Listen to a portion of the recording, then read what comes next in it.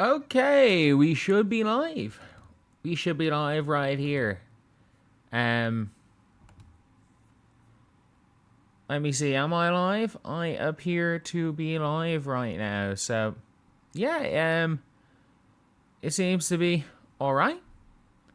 And we are going to briefly be talking about quite a couple of topics. And yeah, didn't really do much yesterday. Was super busy.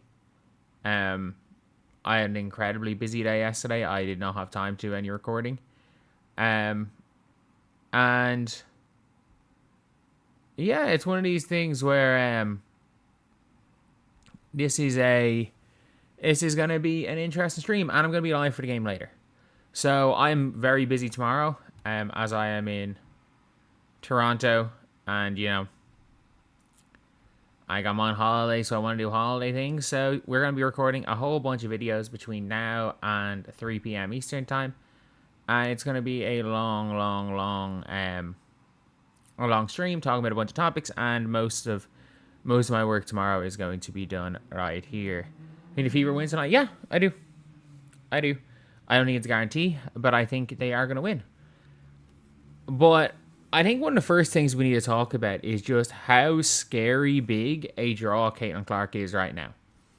Like, we understand there are new ratings. We understand, when it comes down to it, that there are new ways that the ratings are being done in America. So it's one of those things where you can't really just compare direct numbers to you can't compare direct numbers from like the Fever this year and the Fever in 2024 and say, look, it's double the viewership, because it's not quite that. But like peaking at 2.2 million Ion is scary. Like 2024 was the thing where she was pulling in 1 million on Ion. That was seen as the biggest thing ever, and this only came out yesterday. But then also we have to take into account that she like you can't see it here, but it says 2.6 million average viewers. Like this says 2.6 million average viewers in Atlanta.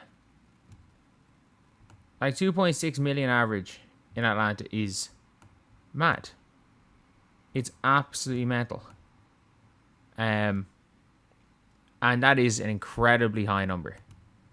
And when you've got 2.6 average and peaking at 4 million, up 200% year on year. Up 200% year on year. I repeat, up 200%.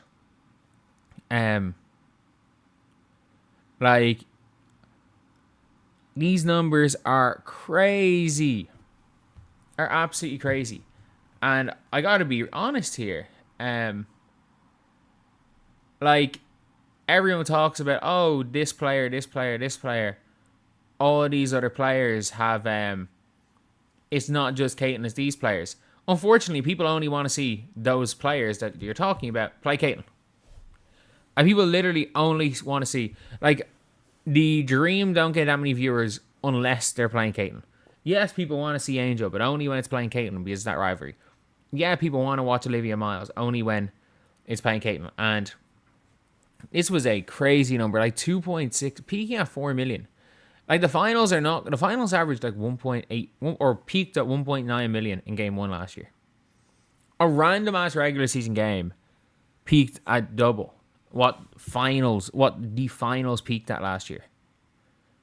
That is absolutely madness.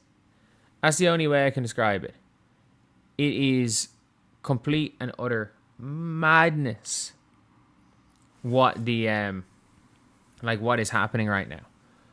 And like these numbers are not something that the WNBA is used to. These numbers aren't anything that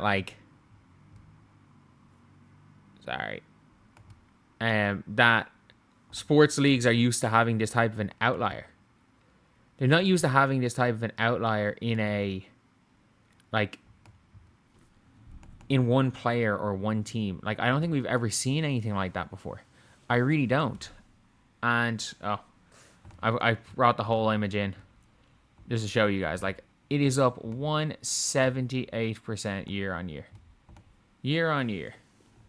We're going here. We're going to up 178% year on year.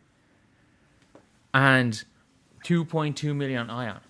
Like, let's be real. I'm not the only person that did not know what Ion was before the WNBA. I can't be the only person who had no idea what Ion was before Caitlin Clark started pulling a million views on Ion. I can't be the only one. And yeah, 4 million. And people are saying 18 million watched Caitlin in college. Yeah, I'm going to be real here. If Caitlin gets to Game 7 in the finals, it'll be at least. If there's a Game 7 in the finals and it's Caitlin Clark playing in it, give me 15 mil. Give me 15 mil. I think that's what it would hit. I think it would be more. It would have more viewership than any of the games in this year's NBA Finals. And I don't think that's a wild statement to make. Because if it's any other teams in Game 7, no, we saw that in 2024. Like, the All-Star Games still have more viewership than Game 5. And it was the New York Liberty in it. But, like, yeah, it is a big one. The Fever aren't getting to the finals. You're actually not the 3 seed right now, and they can beat Golden State. Like, Golden State can't score. They can't score. Like, yes, the Fever can't defend, but Golden State can't score. They both have problems. Can be great offense over great defense, especially when it comes down to it. But yeah, look, this is just crazy.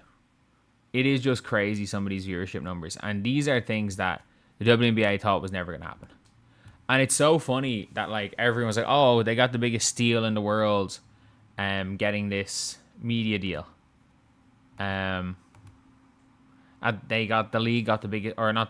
networks got the biggest deal in the world. Only because you can put Caitlin Clark. If you can have Caitlin Clark games every single week, if every single week you had Caitlin Clark games on, yeah, you got a steal. Problem is that you underpaid for Caitlin Clark games. They massively overpaid for non-Caitlin Clark games. So yeah, I think that would be a big one. That will be a big one.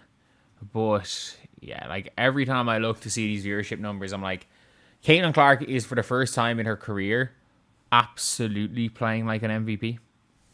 Like, I don't think anyone can really deny that. If you want to say, oh, like, Age has been better or Liv's been better, cool. But, like, you can't say Caitlin's not playing at an MVP level. There's a big difference. It's like saying Luka has been playing at an MVP level for X amount of years. That's not saying Luka Doncic has deserved to win MVP, even though I do believe he did. 2023, 2024, he was robbed. But it's one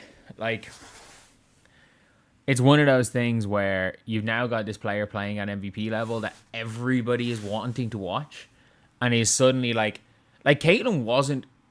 I don't even think Caitlin was bad against Toronto. She played 3 bad possessions, but they were back-to-back-to-back possessions. Other than that, I thought she was pretty good. But, like, 22 points and 7 assists is a Caitlin Clark stinker on decent shooting splits. That is now a Caitlin Clark stinker. So, and that's when you know she's an MVP level. Is that, like, when Caitlin Clark stinkers are elite games for other players. That's kind of when you know she's at that level. And there was no AC. It was hot as fuck in that arena. As someone who was there, it was hot as fuck in that arena. I still need to make my video about going to that game. But anyway, yeah. That is the video. I will see you guys. Spam KK lobs. Spam KK lobs. Fair. So...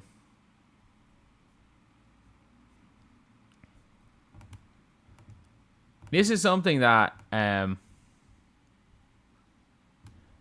think is important as well. Like, the Indiana Fever are, like, not far off the 2 seed. They're really not far off the 2. I think a lot of people are talking about this like the Indiana Fever versus the Atlanta Dream as a foregone conclusion. That basically, if every team wins the games they're meant to win, and then Minnesota are front by 4 games. If they beat Golden State one more time, I think they play Golden State one more time. If they beat Golden State that time, they're guaranteed.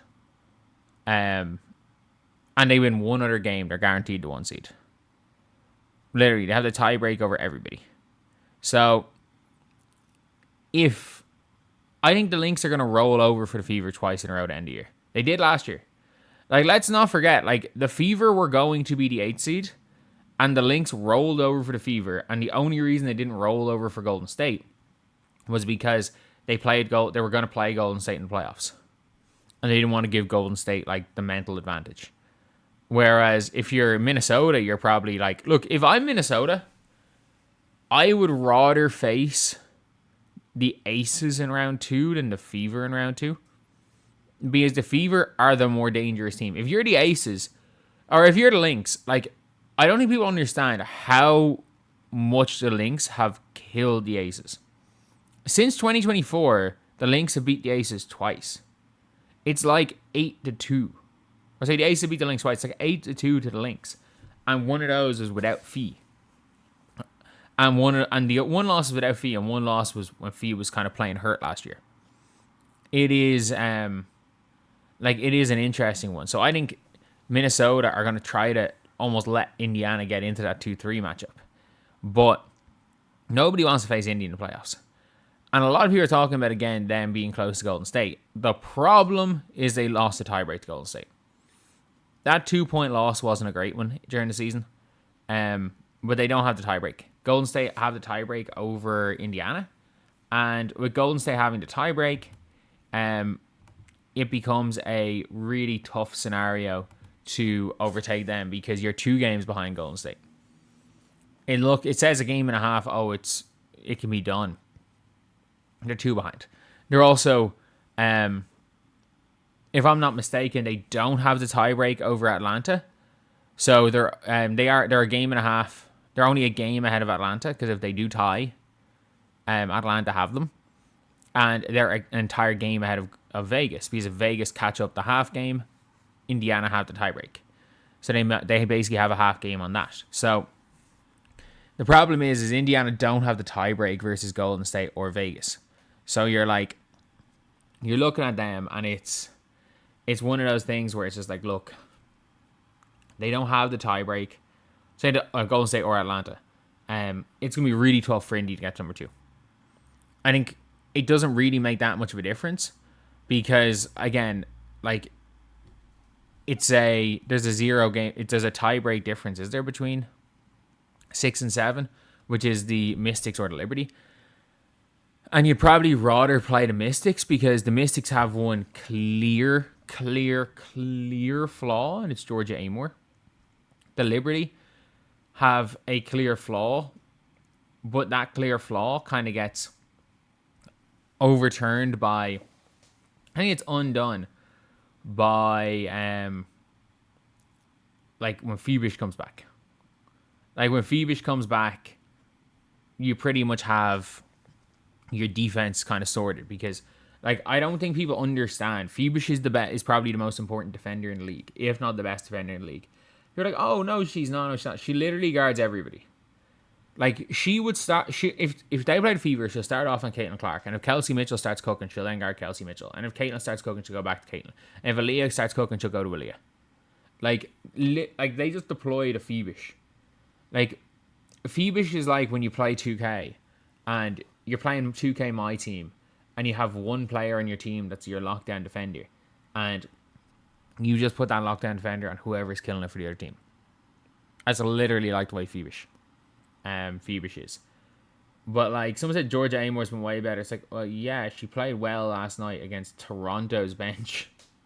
Okay. She played well against the Toronto team without Sykes or Mabry. Like, but,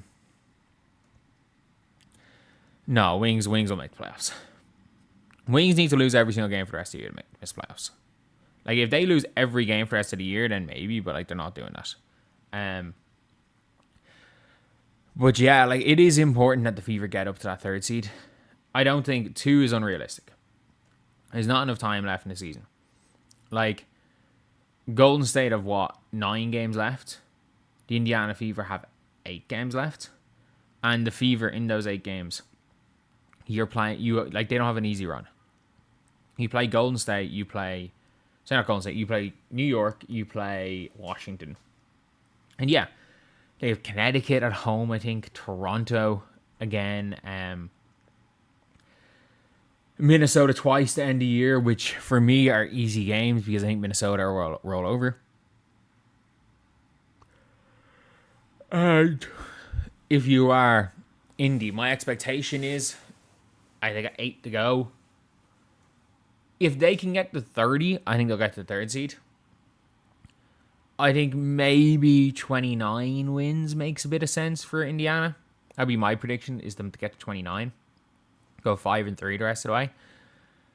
But, like, the Fever have to get to 3, they have to go, for me, 8-2. Not 8-2, 6-2.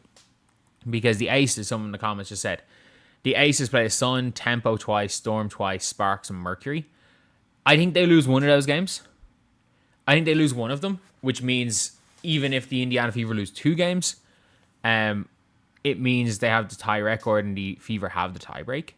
So in that scenario there, it's just a pity because the Fever could have potentially, had they beaten Vegas, could have potentially had the 3-way tie, but I think Vegas are out of the Golden State conversation. Like, Vegas they're 3 games behind. Like, the Fever have a puncher's chance maybe of getting to 2. I think it really is a shootout between Vegas and Golden State for that top 3 seed. And I don't think it's going to be a situation where Vegas are, for lack of a better way of describing it, like, not trying to lose, but, like, there's no world in which Vegas take it easy because no one wants to play Minnesota. Absolutely no one wants to play Minnesota. Someone said they had a tiebreak over Atlanta. If 2 teams are tied, then it goes off who has a better record versus teams over 500. Oh, sorry. I thought it went on points difference. The Fever have a better record against teams over 500 than Atlanta. Really? I thought Fever had a terrible record against teams over 500. Oh, well. If that is the case, then the Fever really need to win tonight to get that tiebreak over Atlanta. I don't know why I thought Atlanta had the tiebreak over them. But, yeah. It's a big one here. Did any of you guys see this, though? Objectively, one of the funniest things I've ever read. This is, no ifs, ands, or buts about it, one of the funniest things I have ever read. And it is, you don't even need to really talk about too much about this. The Indiana Fever have gone 10-2 during Caitlin Clark's recent hot streak, and she's putting up historic numbers and career high marks. Still, she hasn't received the same MVP buzz as Olivia Miles. Why? Do you know who this was written by?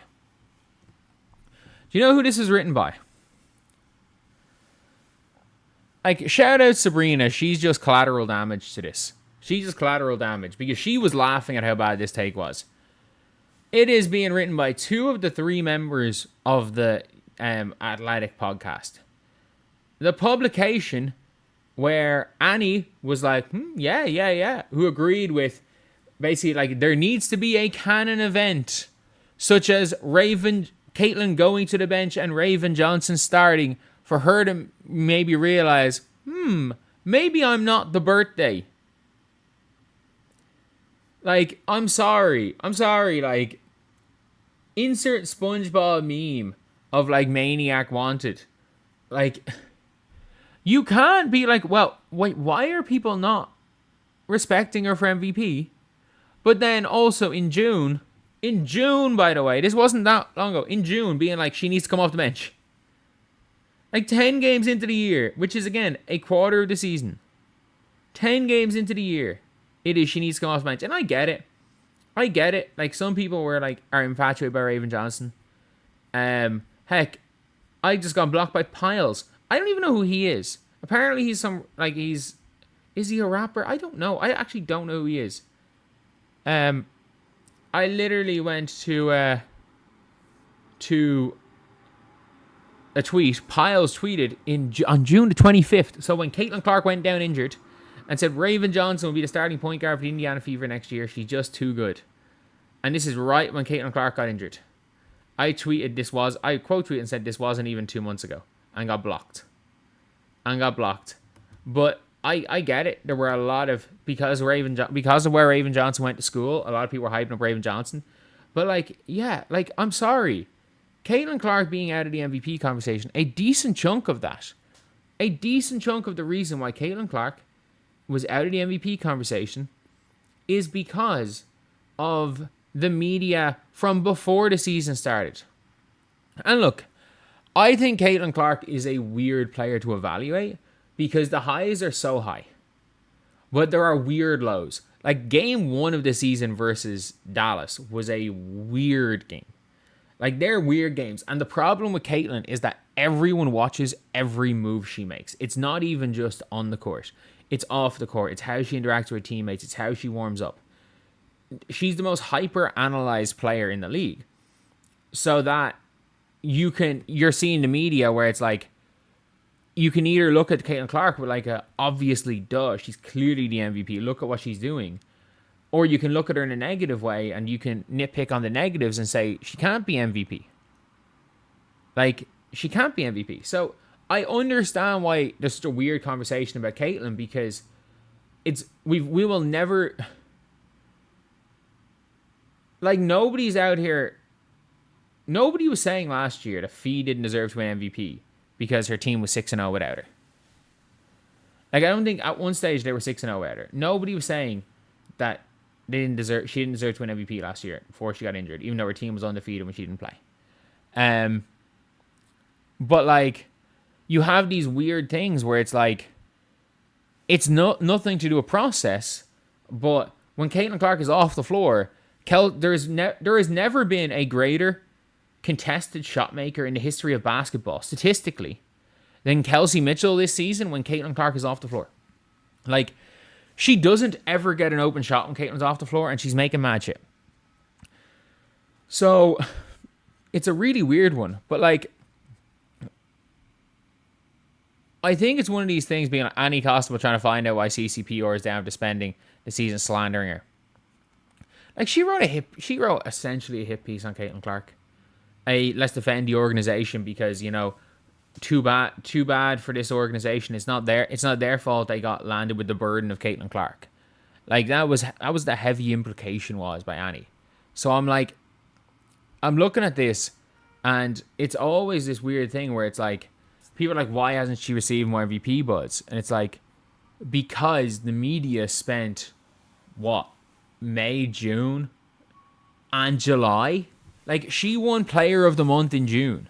Do you want to know what came out of that month? So Caitlin wins Player of the Month. Do you know what came out of the month? What came out of the month was a conversation about whether or not Caitlin Clark needs to apologize to Alyssa Thomas for, unfortunately, having her neck get in the way of Alyssa Thomas's fist. Whether Caitlin Clark... Like, that was all it was. Caitlin Clark got injured. The Mercury took out Caitlin Clark and she was being asked to apologize. That was what was happening coming off of her first Player of the Month. And, like, look, the odds of Caitlin Clark winning August Eastern Conference Player of the Month are high right now. There's what? We'll know by the end of the Chicago game. We'll know if she's won it or not. Because Shakira Alston's been great. She's won a Player of the Week. Kelsey Mitchell's been great. But the odds of Caitlin Clark winning a second Player of the Month and fourth or fifth Player of the Week by the end of August are not high. Do you think voters should give Olivia more credit because she's a rookie when considering for MVP? No. I think narratives always play into it. And I think Caitlin will be narrative out of an MVP for her entire career. And that's the problem, is that we're now at the stage where the media was so wrong in one direction about Caitlin Clark that they're now being like, wait, why is she not getting more MVP coverage? When it's like, so basically, they started the storm to create a narrative, and they're using that narrative to complain about the narrative they created. And Like, it's just a weird one. And it makes perfect sense. Like, it makes perfect sense about what is going on. At the end of the day, look, if the Aces finish fourth, you can't three-peat finishing fourth. You just can't. You cannot three-peat finishing as the fourth seed. If you three-peat finishing fourth seed, and it's not like such a statistical anomaly season that like there's no one else in the conversation, like then it makes a mockery of the league. Like, it's not even like it would make a mockery of the league, because like they wouldn't even let, like, Jokic had on his three-peat year, both of his three-peat years. Sorry, not even both of 3 years. In his 3-peat year, had statistically one of the greatest seasons of all time. And because his team was... his team was the 1 seed.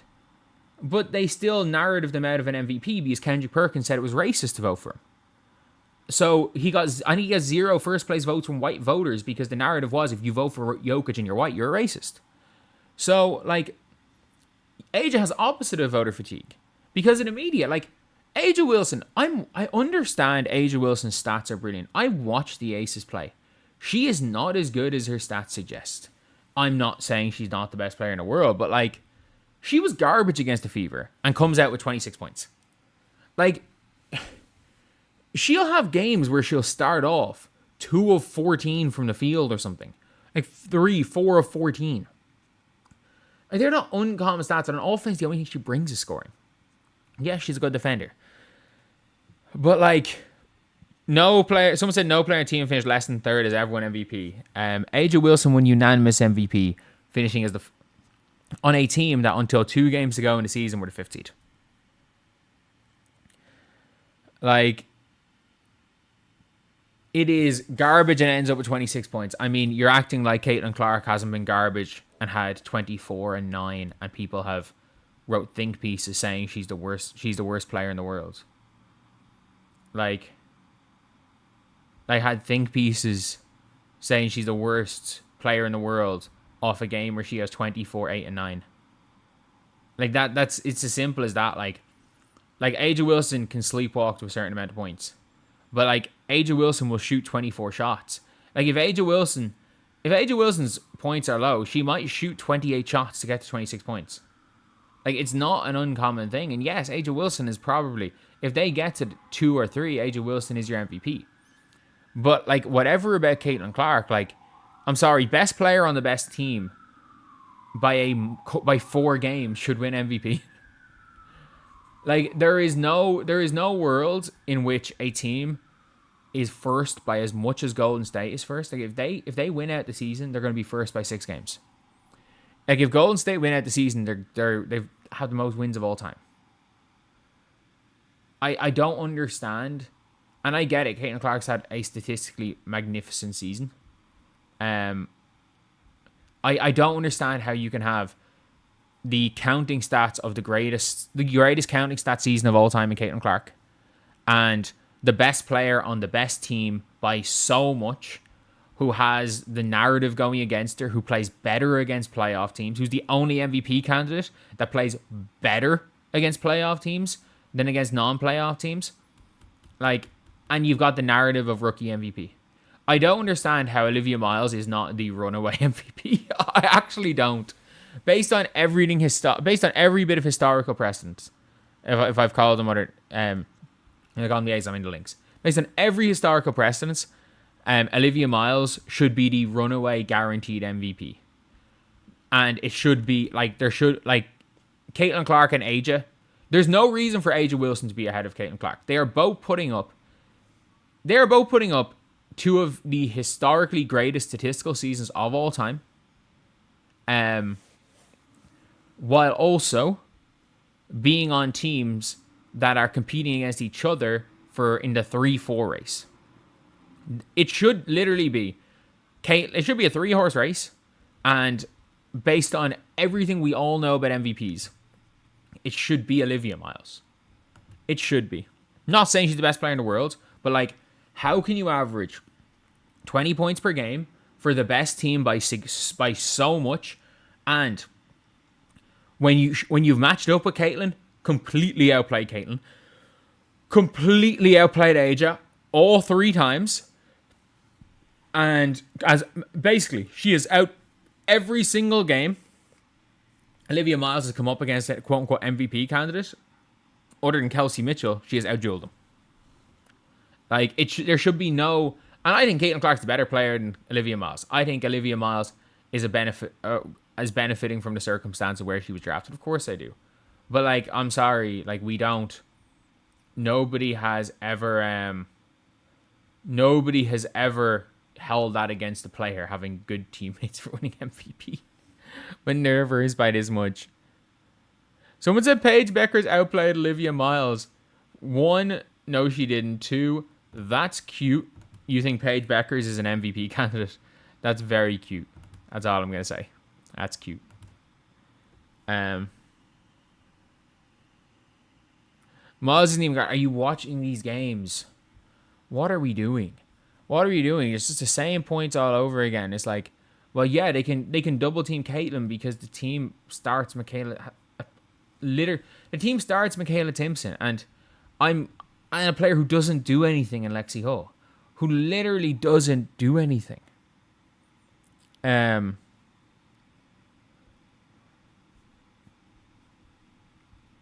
this is an interesting one. I didn't even look too much into this till I found out, obviously, with the Mercedes Russell thing.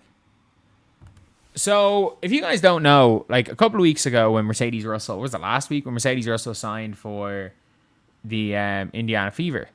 So, when she signed for the Fever, like we've got we had a kind of an insight into why she was signed. So, the Indiana Fever literally they sign people they're friends with. It's a reason why the Indiana Fever, it might be like a now or never. It might be a now or never for the Indiana Fever to win because they are incompetent at roster building. Like, they don't scout. They literally don't. Like, they had one scout last year who went to a South Carolina practice and they came out of it saying their practices are pro practices. If we draft a player from here, they'll be able to help us at practice. Like, that is essentially what... Like, that's part of the reason why they drafted Raven Johnson. Because... they're like that out of tune with all of this stuff. But it's one of those things where the Indiana Fever now have it's an interesting one because you can see here WNBA champion Gary Kloppenberg assisting Indiana Fever amid temporary staff changes. Sorry, it won't let me narrow this Google Chrome. So I will try to bring this over. Champions returned to WNBA and Roman sidelines Indiana. Gary Kloppenberg, the head coach of the 2020 title-winning Storm, Fisher rejoined the Fever as a coaching advisor in early July. Team knew a shakeup was coming. Assistant coach Kareem Christmas Kelly was preparing for the birth of her second child and thus approaching maternity leave. They needed someone else to step in. That's why Kloppenberg was called in for support. So the Indiana Fever have brought in a championship-winning coach as basically a coaching consultant, is it? A coaching advisor, which is an interesting one. Like, start of July was when this happened. And look, if we're being real, where were the Indiana Fever at the start of July? Like, where were they at the start of July? They weren't really in that, like, championship situation, were they? I don't really looking at them in that regard. Well, bringing in extra coaches, bringing in extra players, I mean, in fairness, if you're Stephanie White, the one thing I'll always give Stephanie White credit for is she doesn't have too much of an ego to delegate internally. She absolutely does not. That being said, again, like we can criticize a lot of stuff with Stephanie White, like externally, we can criticize a lot of the public stuff Stephanie White does. And look, I'm I'm all for that. Like, I'm all for criticizing Stephanie White as much as you want for the stuff she does publicly. That being said, I do feel like privately, Stephanie White does seem like a someone who's, willing to help in those scenarios. Somebody who's willing to, give assistant coaches an ability to willing to give the assistant coach an ability to coach, bringing in a championship coach when, look, if we're being real, if you lose Kareem or Christmas Kelly, some coach will just be like, it's fine. We've lost an assistant coach, we're fine. And not bringing in, again, a former champion. I was like, this is a big deal. First of all, like, he was apparently the reason why the team brought in Mercedes Russell. Like, I don't even think Mercedes Russell's that horrendous a signing. By the way, she's huge. Again, I sat courtside beside them warming up. She is huge. Like, Mercedes Russell is no question about it, like, 6'6". And legit 6'6". Like, Caitlin Clark's probably 5'10 and a half, 5'11". But, like, you've got Mercedes Russell, who is huge. I don't know exactly why they needed a giant, a slow giant, because it's not like Minnesota are bringing out Sierra McCowan in the rotation. It's not like Kalani Brown's still out there for Phoenix. So, and Phoenix aren't good. So it's not like they're coming up against any giants. So there's no scenario where I think Mercedes Russell comes in. But obviously, look, he coached her and brought her in. But it is an interesting one to see, like, when you've got a championship winning coach in there. And a championship winning coach, I'm going to be real as well to say, like, when you won in the bubble, like, that's a different type of coaching. Winning in the bubble's not that much about, like, it's really not that much about basketball X's and O's. It's about the locker room stuff. It's about getting everyone on the same page, keeping them focused while being in a bubble. So, like, that is a big thing. And look, that could help because coaching the Indiana Fever is as much about dealing with the outside noise and bullshit than it is about coaching basketball. But yeah, look, it's I think this all helps. I think this all really helps, and I think all around we've got a good enough coaching staff and somebody that has won a championship again. Can't be any harm as a head coach. Like, won a chip as a head coach and is now at 73 years old, too old probably to be a head coach. Who has also, like, in the WNBA has coached, was the Indiana Fever's assistant coach through Tamika Catchings, was the Indiana Fever's assistant coach for Stephanie White for a year, was the Storm's assistant coach when they won a championship in 2018, then won a championship with them in 2020. Then also, I didn't even realize he was the Indiana Fever's assistant coach when they won 5 games. I did not realize that. He was the Indiana Fever's coach when they won 5 games. So, I think that might be a negative one. It might be a negative one. But yeah, look, it is just an interesting situation all around with what's transpiring, and hopefully this is one of those good coaching hires. This is one of those good coaching hires because, I mean, Fever, you get a championship coach there, it can very much help. Can very, very much help. I'd say Kelsey Mitchell is doubtful. Is she not probable? Is she not since when is she not probable?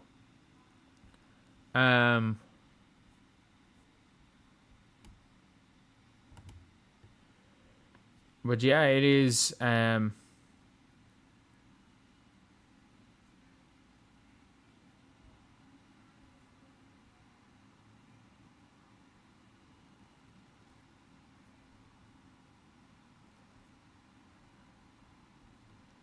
Yeah, I just got kind of a bit shook here.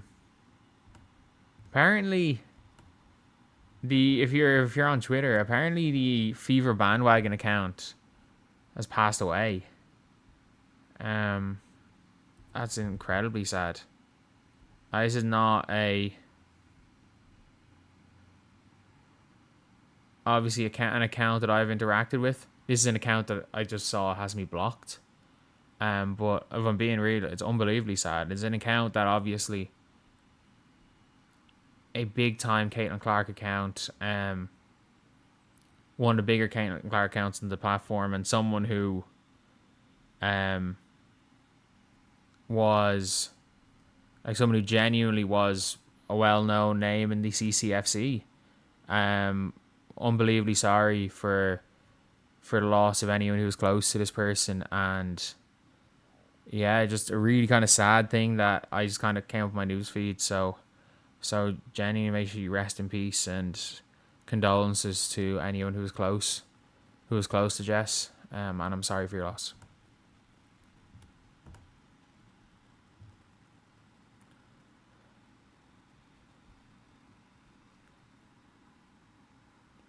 Kelsey's game time decision. She'll play tonight. That was a bit of a dampener. Shit. Was just trying to click on something for the other video and saw that. Alright, let's try to get back and focused a bit here.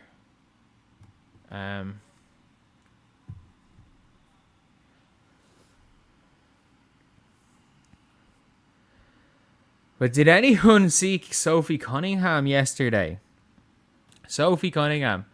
And look, I'm going to be real here. I think Sophie Cunningham is somebody that, like, a lot of people, like, somebody, 1 second. I try my best to avoid the Lynx record last year. So, who was on the Minnesota Lynx team last year? So, Fee is not Fee. Fee missed 20 games. Two of the same players, Kayla McBride and Courtney Williams. They lost. Jess Shepard, All-Star. Natisha Heidemann, 15 points per game. Alana Smith, max contract and 1 DPOY last year. Bridget Carlton on a max contract. Who else did they lose? They lost Dijonay. They lost... what's her name? Klindikova. They lost... Emma Chikova went down game 3 with a torn ACL, and she was probably going to make the all-rookie team. Like, they lost their whole team. This is a brand new team. It's like saying that, I don't know, when LeBron left Miami in 2014. It's like saying when LeBron left Miami in 2014, if Luol Deng, who they brought in, or Danny Granger and Luol Deng, who they brought in to replace him, if suddenly they end up as the 1 seed in the Eastern Conference because Chris Bosh decided to drop 30 a game, and you said, oh, well, Chris Bosh didn't do anything because they were already the 1 seed. Like, what are we doing? But Sophie Cunningham has decided, Kathy Engelbert is going to be a new target for her. And I mean, I'm not even going to say that I blame her here. I'm really not going to say that I blame her, because overall, like, when it comes down to it, Kathy Engelbert is despised. She is despised by these players, and they all want her gone. And it really doesn't, like, it doesn't really matter in these scenarios how good a job Kathy has done. Like, part of your job as commissioner is to deal with the players. You are the middleman between the players and the owners. And if the players hate your guts, and all you have done in this scenario is every single bit of a controversy, you've deleted your Twitter. She said the worst thing ever, that like she was playing into the Magic and Bird rivalry between Caitlin Clark and Angel Reese, which is the worst thing you can say. We all know they did it. We all know the WNBA plays into rivalries because they they play into rivalries because pretty much they know that people care more about that than the basketball. Like the WNBA leadership is like, hell yeah, every time Sophie Cunningham says something, for being real. But Sophie Cunningham on WNBA leadership, new leadership might help. She adds, it's up to Adam Silver at the end of the day, a candidate take from WNBA's most discussed figures this season. You do have to have a person in power who's bold, who's confident, who wants the best for players, and not maybe for themselves all the time. And look, I'm going to be real. I don't know Cathy Engelbert. Sophie Cunningham knows Cathy Engelbert a hell of a lot better than I do. I don't know Cathy. But it does feel like that. It feels like Cathy Engelbert is absolutely one of those things where she is kind of going out of her way to do what not even makes Cathy Engelbert look good, but like to make business decisions, and also what makes Cathy look good, because I think overall when it comes to Cathy, like she was I think she was like CEO of Deloitte. Like there's a reason why Cathy Engelbert got the job she did, and I think Cathy Engelbert, if you're going to be real, did a very good job through the really bad era of the WNBA. Like when the WNBA was maybe struggling to exist in 2022, that round of funding kept the league alive, albeit it was making a deal with the devil. Like not really knowing that Caitlin Clark was coming in. Had that deal happened 1 year later, after this scenario when Caitlin Clark dropping 40 on South Carolina and stuff, I think everybody knew that there was going to be something special in that 2024 draft class with Cam Brink as well. And I'm going to be real, like everyone kind of knew that something big was going to happen. And I think the league don't make that 2022 deal without it. And again, like my biggest regret ever is not getting in on the Atlanta Dream sale in 2021. I can't remember. Like I had someone trying to get me in on that. That's my biggest financial regret. Like if I had gotten in on that Atlanta Dream sale, sold my stake in the Atlanta Dream now, I genuinely what I would have done, I would have, even after CGT, would have had both my houses paid off, enough money to buy a third, and bumped up and basically set myself up and just throwing the money into a retirement account and just have it sitting there till I retire. Would never have to work again, but unfortunately, yeah, didn't. But I think Cathy, if we're being real, did steer the league through that incredibly well. I think Cathy Engelbert really, really steered the league through a rough time for the league. She really did. The problem is that she's not the right person for now. She's not the right person for now, and Nneka Nwumeke for commissioner doesn't make sense either, because the commissioner is a businesswoman. There's a reason why you don't have a former NBA player that's Adam Silver. The commissioner doesn't represent the players. The commissioner represents the owners. And unless Nneka Nwumeke is commissioner in face alone with no power, unless it's she's here for show, Nneka Nwumeke is a basketball player. She's not the CEO of a billion. She was not the former CEO of a $1 billion company. She's not someone that, not saying understands the finances of the league, but like understands the finances of the league to the extent needed. As well as that, she would be so pro player that the owners would hate her, and her job is to represent the owners, not the players.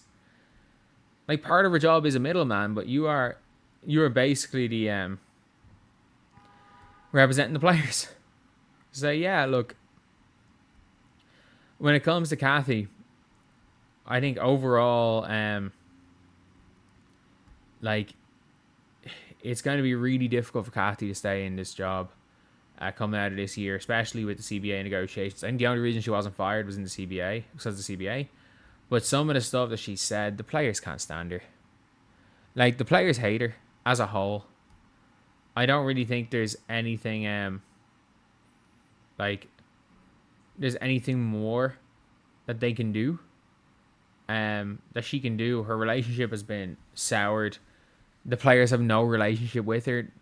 All the big players have a relationship with Adam Silver. They've got no relationship with Kathy. Like, it's just time to go. It's just time to go. And look, the league is in a good spot. She can Christy sides her way out. Leave it better than you found it, which she absolutely did. She absolutely did. Like, she left it better than she found it. She can Christy sides her way out of this. Like, history will remember her fondly.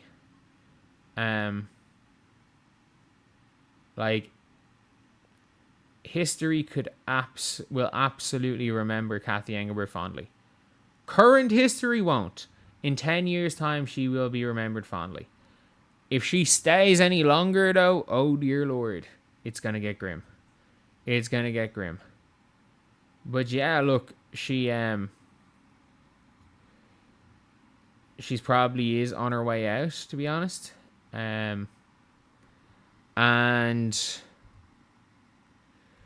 yeah, hopefully they find somebody better than her that is going to just help with just keeping the league in just a better spot, and bringing the league back into a little bit of a better spot, for being real. So yeah, anyway, see you guys. So I just actually want to talk about one thing here.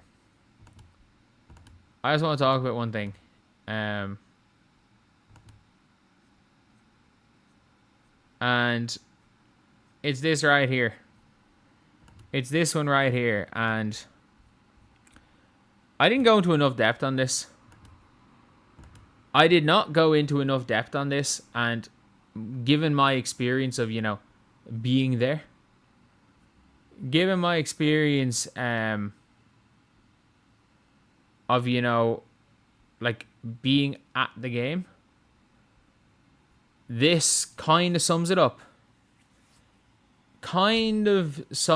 Here. And Marina Mabrey, obviously, not happy with Caitlin Clark. And this is footage. Where is it? This is footage that obviously people haven't seen. Why? Because it's my footage. It's my footage. I sat directly. I was literally standing at my seat. I was standing at my seat there. I was row 2. This is some Canadian singer. For people saying found out it was AI, look at the picture. Look who's here. Look who's here and look who's here. That is the Canadian singer and her, I think, partner. But Marina Mabrey was waiting there for a non-insignificant amount of time. Like, waiting there for, I would say, like, not like waiting 2, 3, 4 minutes, but like 30 seconds waiting to interact with Caitlin. And it's just, nope. Nope. And you can see Marina as soon as it happens that she's pissed. You can see her as soon as Caitlin Clark goes. She's just like, oh. As soon as Caitlin Clark walks by her, you can see she's pissed. You can see she's pissed. Again, with this one right here, she's walking out with a Gatorade. With Gatorade on her shoulder. And if I'm being honest, Mabrey was not happy. Mabrey was not happy coming down. for the meme. For the meme picture. This could very easily... Like, I think this is real. Everybody's talking about this thing as it wasn't real. Man, this is my camera. This is Mick Talks Hoops exclusive footage. This is Mick Talks Hoops exclusive of Caitlin Clark snubbing Marina Mabrey. And I love it. I love to see it because not only has Marina Mabrey hip check Caitlin Clark, and I think Caitlin Clark, if nothing happened in that game, probably would have acknowledged Marina Mabrey when Marina Mabrey got into it with Kelsey Mitchell. Like, I genuinely think she got into it with Kelsey Mitchell. I genuinely think that's the reason why Caitlin's like, no, fuck you. Like, no, fuck you. Like, I think a lot of stuff, time heals all in a lot of situations, and I think Caitlin cares more than Marina Mabrey got into it with her teammate than got into it with her. Because we've seen them interact since the hip check. We saw them interact before the hip check. And we saw what Caitlin said before the game about Marina.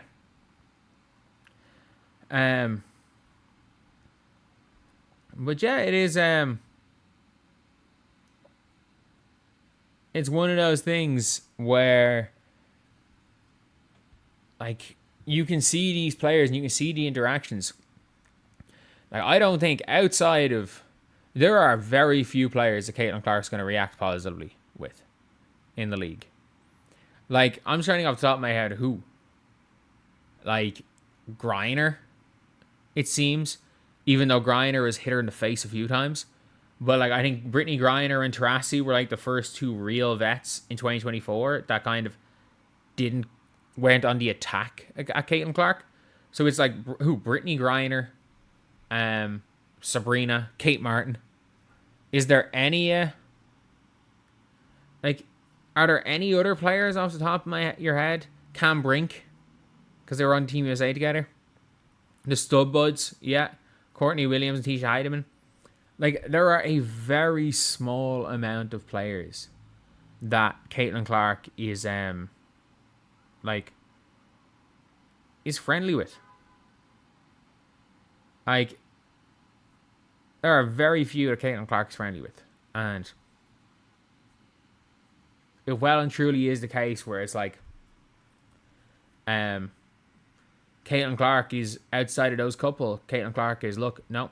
It's you're either on my team or you're against me. You're either on my team or you're against me here. But yeah, look, it's overall just a situation where she seems cool in the list. Yeah, we're all former teammates. You're right. You're not wrong. And ex-Fever players, yeah. Absolutely. But there's no quote-unquote sisterhood from Caitlin Clark or this Fever team. That does not exist.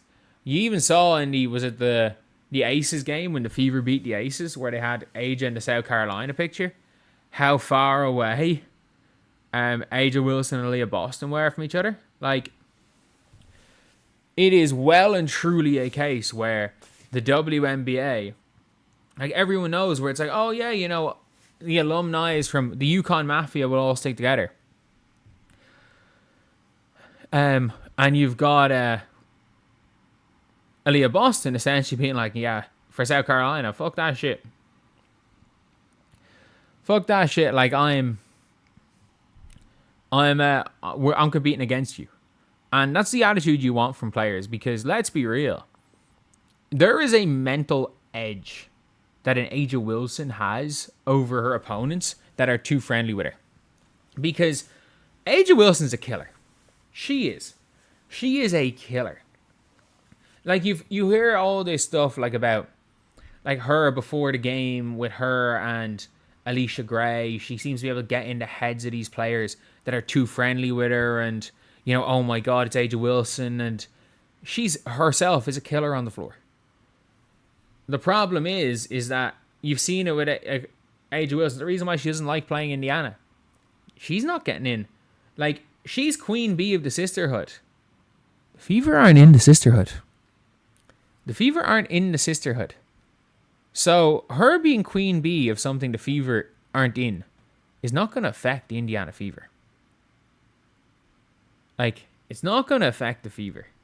So, yeah, it's just one of those things where you like seeing it. And again, with this new footage here, which I did show in a video yesterday, I just want to talk more about this scenario.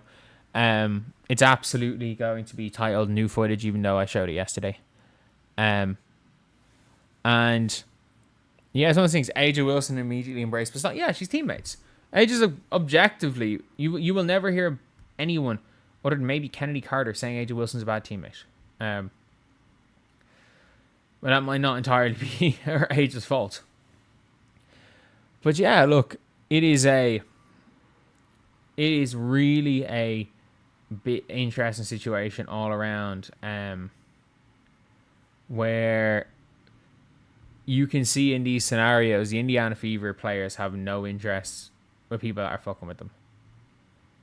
They have no interest at all in dealing with anyone that's fucking with them. And if you are, like, outside of a few individual people, if you are in our way if you're getting into one of my teammates, yeah, we're just not interacting with you. We're not doing that shit. But yeah, look, the Fever are in a good spot, I think. I think the Fever are in a good spot, just team and morale-wise. Okay. Also, did any of you guys see this? The Gino Auriemma and Paige stuff.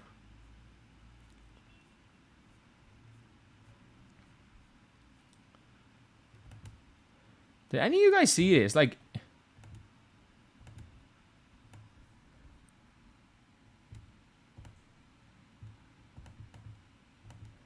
the Gino with passive Paige.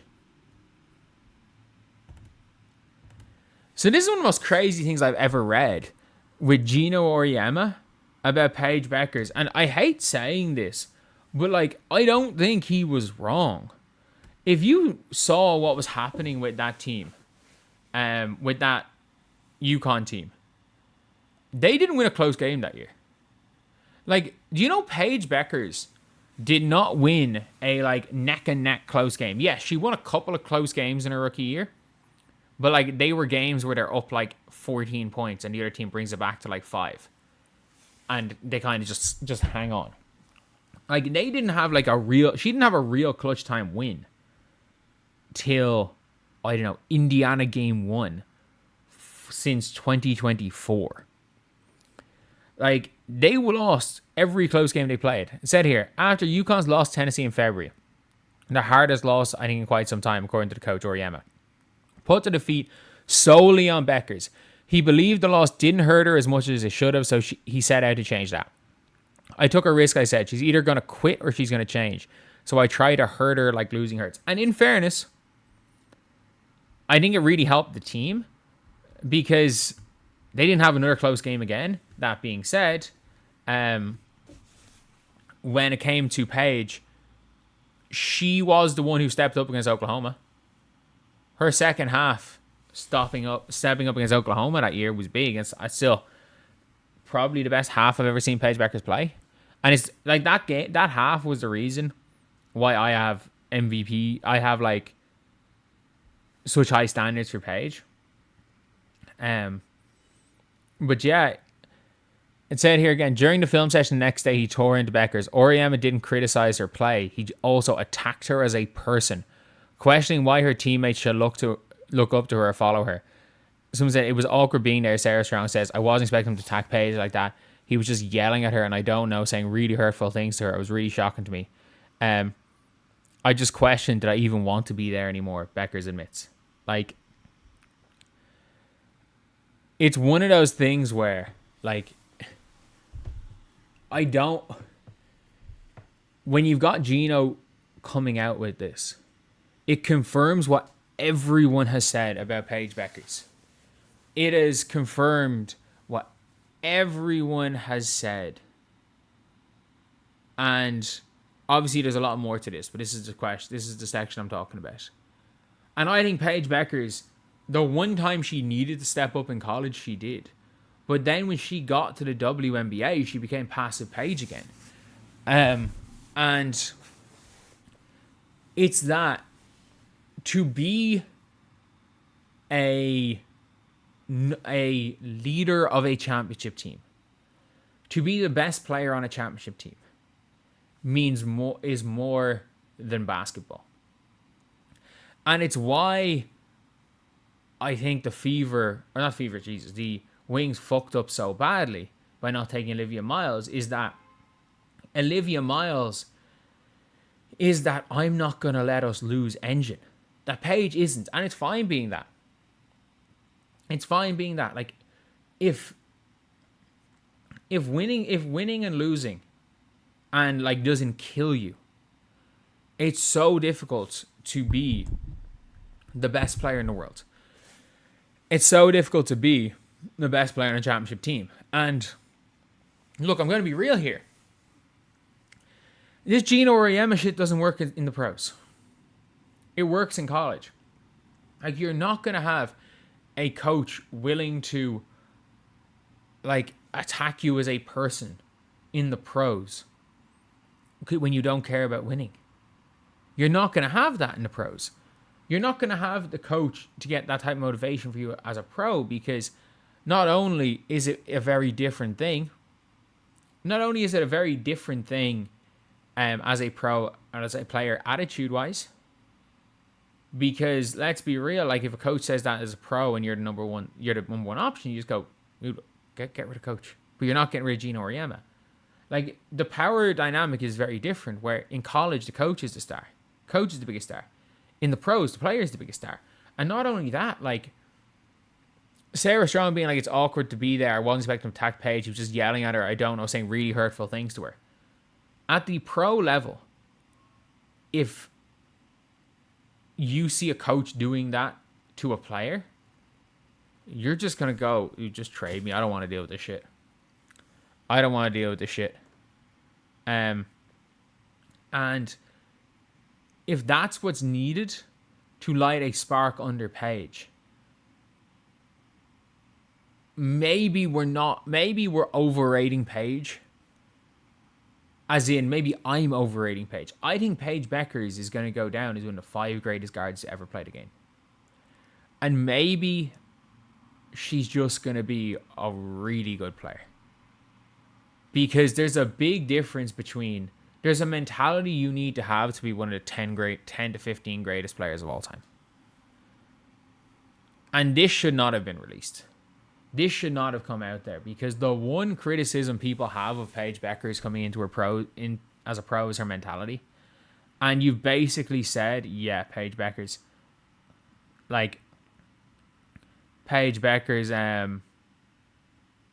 pretty much is just doesn't have it.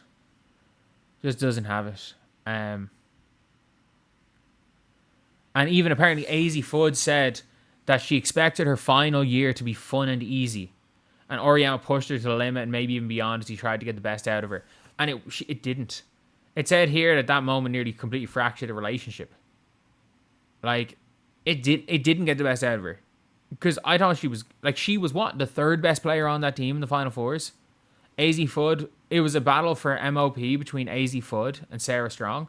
And yes, I understand Paige Bueckers carried them against Oklahoma. But that was a game. That was one game she carried them against Oklahoma. Like, we're now talking about, like, a player who they said before this, she expected to come in and just to be easy. Like, there is a mentality that the Taurasis have, the Ages have. And again, look, we didn't really... Olivia Miles has been a better pro when she was in college. That the Caitlin Clarks have. And it's like... It's very tough to get to the level of one of the greatest ever without having a killer mentality. And like, look, I don't think LeBron James has a killer mentality. I think LeBron James is just the greatest athlete of all time, and he developed that. Problem is, Paige isn't the greatest athlete of all time. Like, she's just a hooper. But like, is her peak really damn good player, or is it one of the greatest of all time? And when you're seeing these kind of things where these type of reactions, these type of comments can absolutely work. They're either going to be great or terrible. But like we have seen Paige Bueckers, in fairness, take this on board. They didn't lose the rest of that year, and then go back to being passive Paige again, after her rookie year, and then in her second year was an MVP candidate coming into All-Star break, and has just been fine since the All-Star break. She's on multiple games. She has scored 2 points, 2 or less points going into halftime in a game that they had lost. One of them was in a game that they'd won, didn't even need her, and one of them was in a game they'd already basically lost, and then ended up with 20. Like it is a bit concerning for her, but look, she's still young-ish. Hopefully she can figure it out. But either way, like Paige not working out is a perennial all WNBA player and one of the 25 greatest players to live. Like that is not working out for Paige. So like we're not pretending that like there's a world where Paige is a bust or anything, but like there's a world where Paige not working out is not winning an MVP or not being in a real MVP conversation. I need to get my topic list up. New coach, Paige. Yeah, I seen it.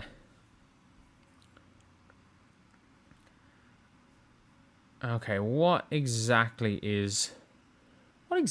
are we talking about here?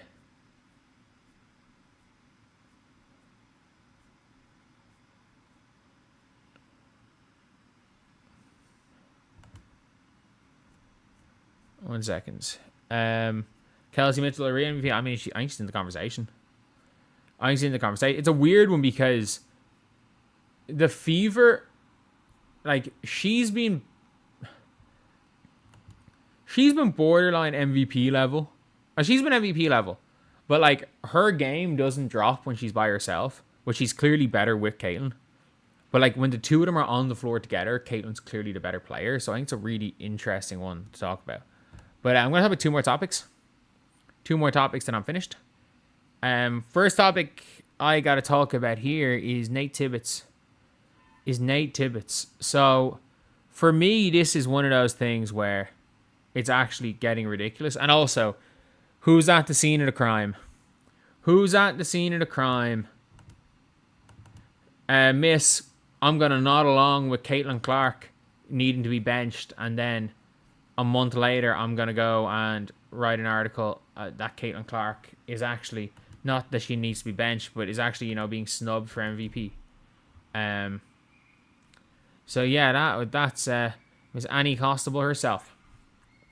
But let's take a listen to what Nate Tibbetts was saying here. Yeah, to be honest, thank you for asking. It really pisses me off. Yeah. It's disappointing. This is a great league. We've got great players, there's great stories, great rookies, great teams.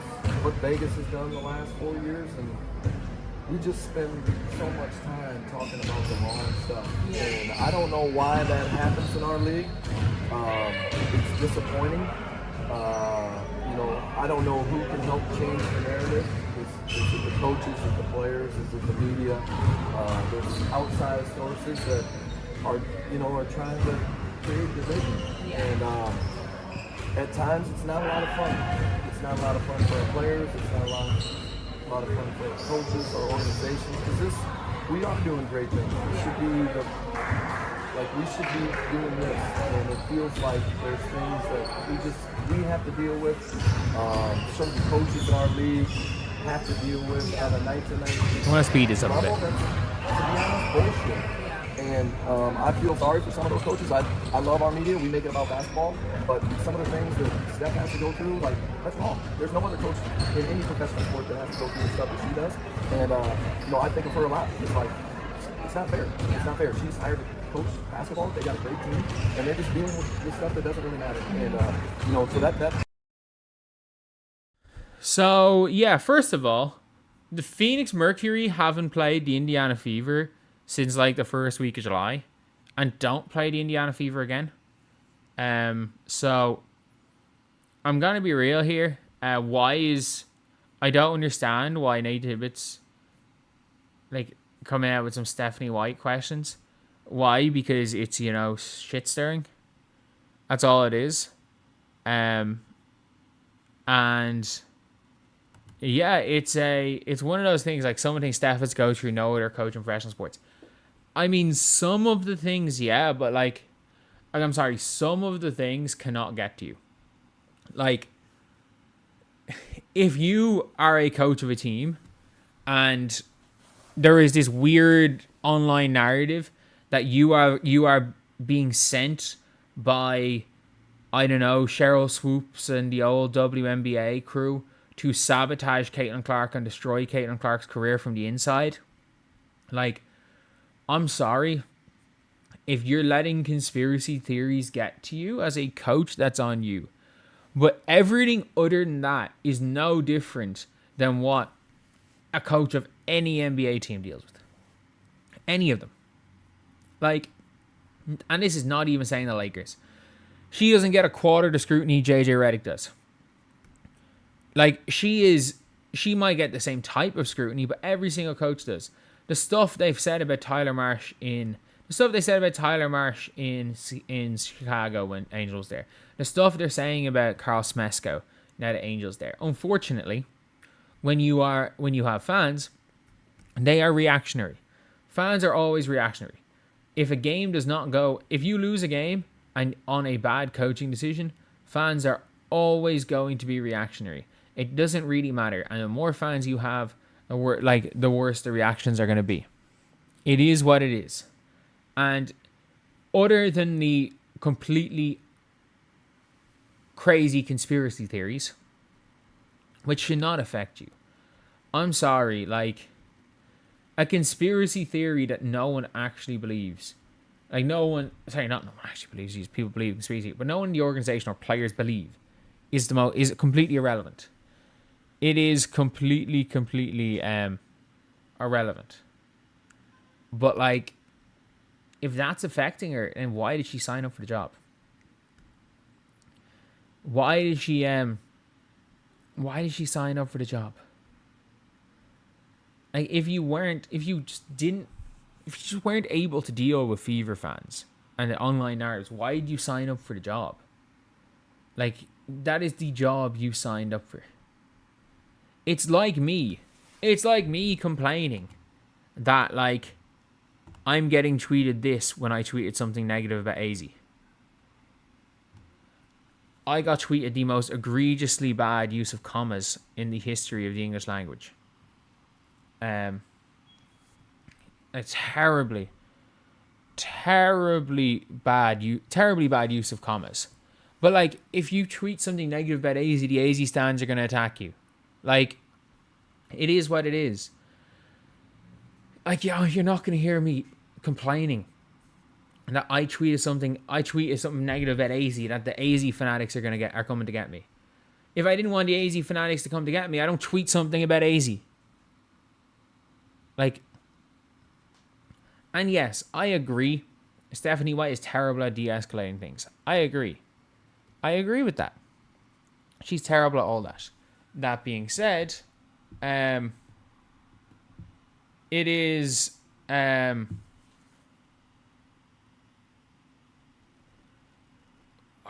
it's just one of those things now where it's so much of, oh, poor Stephanie White. You signed up for this. Again, you did not sign up for the conspiracy theories. I'll give her that. You did not sign up for the conspiracy theories. But how relevant are they? Like, I'm sorry, like, if somebody online decided that they wanted to create a conspiracy theory that I am a reptile I'm an alien from a faraway land of Mayo, the All-Ireland champions, and I've only been brought in, being hired by Erin Kane to hype up Caitlin Clark, and all these mad conspiracy things. I just laugh at it. If something's getting to you, it means it's either gone so far, as in, like, there's some threats and stuff, which obviously we don't know if that's the case. Cool. Like, I mean, as in, understandable to be pissed at it. But in a lot of scenarios, like, people in general are just kind of pissed off at some public things from Stephanie White. And that would happen no matter who was the coach. But yeah, it is what it is. It is what it is.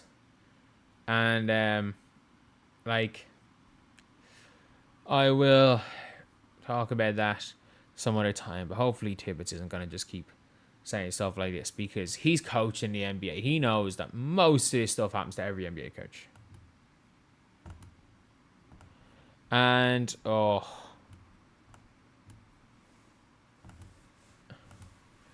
so, WNBA are, like, Caitlin Clark is facing off against Paige Bueckers. WNBA Prime. Paige is made for prime time.